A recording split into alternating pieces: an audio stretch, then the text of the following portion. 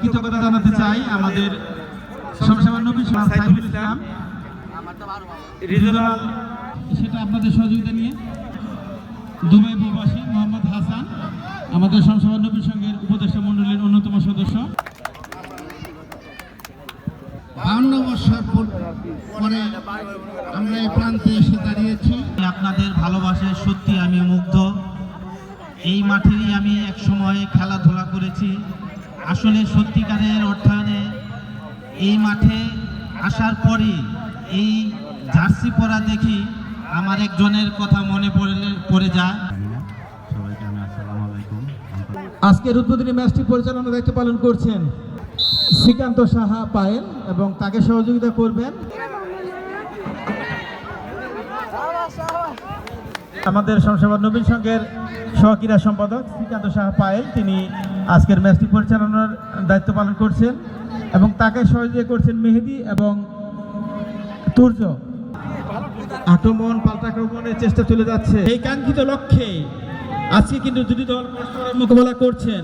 পদ্মা 11-10 যারা খেলছেন Sabbir jersey number 10, Mahim jersey number 8, Suhag jersey number 6 এবং দলীয় অধিনায়ক Nahid jersey number 4, Faisal jersey number 2, Shahadat jersey number 9, Jamuna তারা কিন্তু কর্নার নাহিদ চমৎকার নবীন সংঘের অন্যতম সেরা স্ট্রাইকার। তিনি কিন্তু আজকে পদ্মা 11-এর প্রতিনিধিত্ব করছেন এবং দক্ষ একজন খেলোয়াড়। চমৎকারভাবে ভাগ নিয়ে কিন্তু চলছে,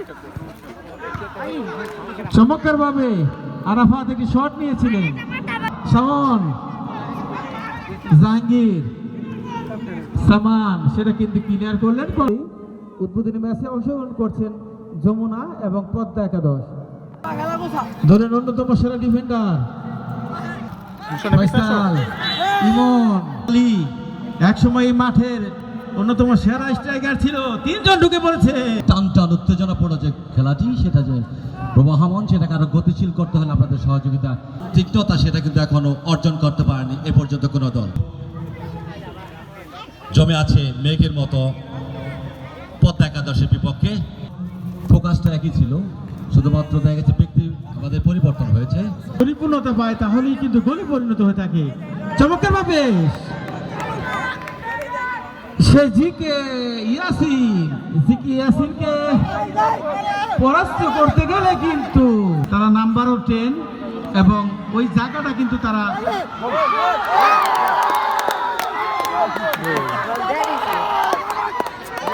এই মুহূর্তে কিন্তু গোল। টিম ম্যানেজার ওয়াহিদুল করিম এবং ইসামতি 11-এর দলীয় টিম ম্যানেজার শ্রীকৃষ্ণ সাহা তারা কিন্তু প্রতিদ্বন্দ্বিতার ঘোষণা ইতিমধ্যে দিয়ে রেখেছেন।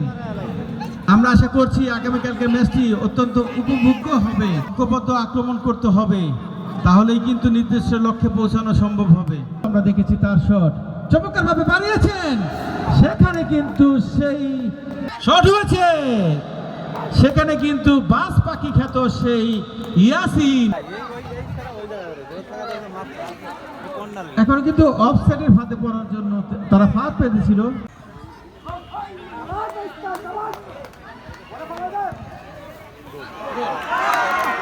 চমৎকার ভাবে সেটা কিন্তু গোল।